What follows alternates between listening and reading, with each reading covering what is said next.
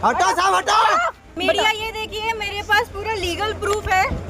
ये मेरे साथ ये वही लड़का है जो इसमें है, देखिए सेम शेरवानी पहना है उस बंदे ने। ये वही लड़का है जो मेरे साथ शादी किया हुआ है। ये वही लड़का है जो भी दूसरी शादी कर रहा है। दो शादी करता है लड़का। शहर में इसने मुझे लूटा, यहाँ पे आके दूसरी लड़की लूट रहा है।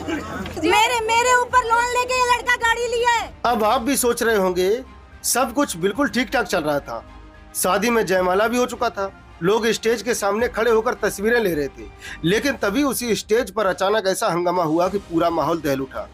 जी हाँ, मामला है उत्तर प्रदेश के बस्ती जिले का, जहां एक शादी समारोह में ऐसा हाई वोल्टेज ड्रामा हुआ कि हर किसी के होश उड़ गए। बीते सोमवार गांव में पूरे धूमधाम से एक शादी हो रही थी। दूल्हा राजा स्टेज पर जयमाला डालकर शान से बैठे थे, तभी अचानक वहां पहुंचती है दूल्हे की पहली पत्नी और साथ में उसके घर वाले, और बस इसके बाद जो कुछ हुआ उसने शादी को जंग का मैदान बना दिया।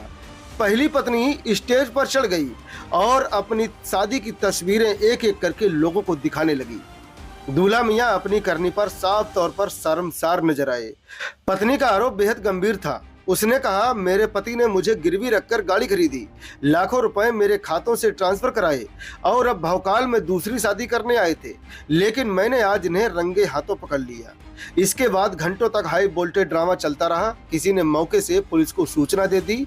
पुलिस पहुंची, माहौल को शांत कराकर दूल्हे को थाने ले गई और उसके खिलाफ मुकदमा दर्ज कर आगे की जांच शुरू कर दी है। शादी फिलहाल रुकवा दी गई है। मामला ऐसा है कि यहाँ पे मेरे हस्बैंड दूसरी शादी कर रहे हैं। मैटर ऐसा हुआ था कि मैं और मेरे हस्बैंड स्कूल में साथ में पढ़ते थे। हमारा 9 साल का रिलेशनशिप था। हमारे में प्यार हुआ, फिर हमने कोर्ट मैरिज किया 30/3/2022 को। फिर फैमिली की अनुमति से हमने धूमधाम से पूरा सामाजिक शादी किया 8/12/2022 को। उसके बाद मैं इनके घर पे गई रहने के लिए, मैं 1 साल तक रही।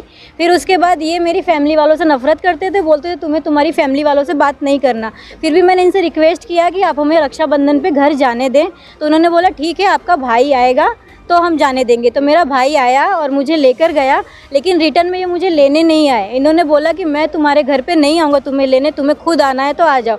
मैंने बोला जैसे आप सामाजिक तरीके से मैं यहाँ पर आई हूँ वैसे ही सामाजिक तरीके से आप मुझे ले जाइए। पर इन्होंने तुरंत ही 4 दिन के अंदर लीगल नोटिस भेज दी कि ये लड़की घर से भाग गई है, सारा गहना लेकर भाग गई है और इसको अगर आना होगा तो अपने जो जिम्मेदारी है, जान की जिम्मेदारी की लिखान में करके लाएगी कि अगर तुम आओगी तो तुमको कुछ भी हुआ तो उसकी जिम्मेदारी पूरी तुम्हारी होगी। पैसा भी मांगता था। दूर होने क्या कुछ कारण बना था कि वो पैसा दे सब। सर वो मेरे से बार पैसे की डिमांड करते थे कि तुम तो कुछ लाई नहीं हो। मैंने सामान सब दिया था बट कैश पैसे मैं ज़्यादा नहीं दे पाई थी, तो उन्होंने बार तुम घर से ये नहीं लाई वो नहीं लाई। मेरे पास फोटो भी है इनको। आप इनके बारे में पहले नहीं समझ पाई थी क्या?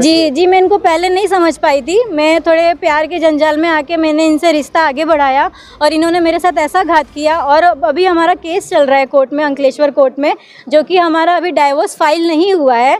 हमारा सिर्फ 125 का केस चल रहा है और डाइवोर्स ना होने के बावजूद भी ये दोबारा शादी करने आए हैं यहाँ पे। लेकिन हिंदू रीत रिवाज में अगर डिवोर्स नहीं होता तो उसके पहले शादी नहीं होती। जी नहीं होती है, जी नहीं होती है। मैंने लड़की की बहन को जान करने की भी कोशिश की कि क्या सच्चाई है क्या नहीं, इसके बावजूद भी ये लोग ने शादी रचाया। मैंने लड़के से भी बात किया कि आप दूसरी शादी मत करें।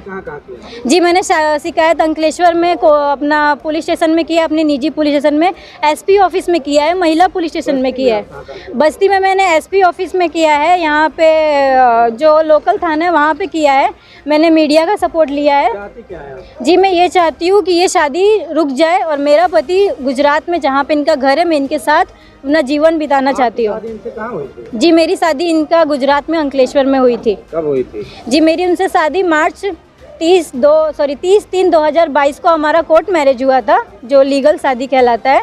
और फिर हमारा सन प्लाजा होटल अंकलेश्वर में ही हमारा जो सामाजिक शादी है वो हुआ था 8/12/2022 को। आपको बता दें पूरी कहानी की जड़ गुजरात से शुरू होती है। अंकलेश्वर की रहने वाली रेशमा और बस्ती के विनय आनंद शर्मा कॉलेज में पढ़ाई के दौरान एक दूसरे के करीब आए। 30 मार्च 2022 को दोनों ने कोर्ट मैरिज की। फिर परिवार वालों ने भी धूमधाम से शादी कराई, लेकिन कुछ ही वक्त बाद रिश्तों में खटास आने लगी। विनय पर आरोप है कि उसने रेशमा के अकाउंट से लाखों रुपए अपने खाते में डलवाए और पत्नी के नाम पर एक गाड़ी भी फाइनेंस करवाई। विवाद इतना बड़ा कि मामला कोर्ट तक पहुंच गया। तलाक अभी हुआ नहीं था, लेकिन इसी बीच विनय अपने गांव लौट आया। इधर गांव पिरैली में एक दूसरी लड़की से उसकी शादी तय कर दी गई। विनय बैंड बाजे के साथ बारात लेकर निकल भी चुका था, लेकिन तभी पहली पत्नी को इसकी भनक लग गई और फिर वो सीधे स्टेज पर पहुंची। हंगामा हुआ और शादी रुकवा दी गई। फिलहाल पुलिस ने पूरे मामले की जांच कर रही है, लेकिन ये घटना एक बार फिर सवाल खड़ा करती है, क्या दोहरी जिंदगी जीने वालों का सच आखिर कब तक छिपा रह सकता है। जनपद बस्ती के थाना पैकोलिया के पिरैला गांव का एक प्रकरण संज्ञान में आया था कल।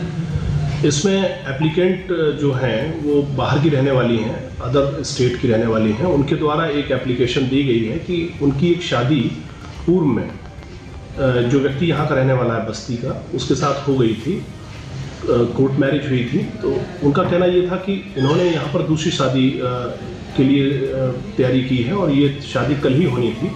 इस संबंध में उनके द्वारा जो एप्लीकेशन प्राप्त हुई, उसके संबंध में परिवारीजनों से वार्ता की गई और परिवारीजनों से वार्ता के क्रम में उनके द्वारा स्वयं ये निर्णय लिया गया कि ये शादी तब तक के लिए रोकी जा रही है जब तक कि कोई अग्रिम विधिक फैसला ना हो जाए। तो ये पुलिस द्वारा इसमें नियमानुसार विधिक कार्रवाई अमल में लाई गई है। बाकी दोनों परिवारों के द्वारा इसमें एक विधिक फैसला लिया गया है। जी, आरोप था महिला का कि शादी पुलिस ने करवा दी है। नहीं, इस तरह का देखिए, शादी कराने और ना कराने का प्रकरण पुलिस का नहीं है।